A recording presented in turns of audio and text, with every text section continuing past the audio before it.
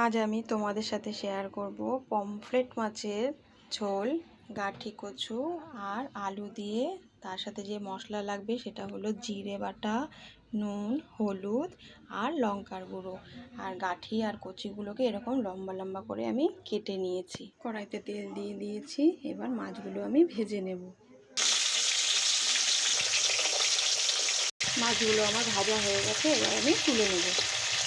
মাছগুলো সব ভেজে আমি তুলে নিয়েছি। এবার আমি তেলে জিরে ফোড়ন দিয়ে দেবো। এবার ফোড়ন দিয়ে দিচ্ছি তেজপাতা, জিরে আর শুকনো লঙ্কা। এবার কচু আর আলু দুটো দিয়ে দিলাম।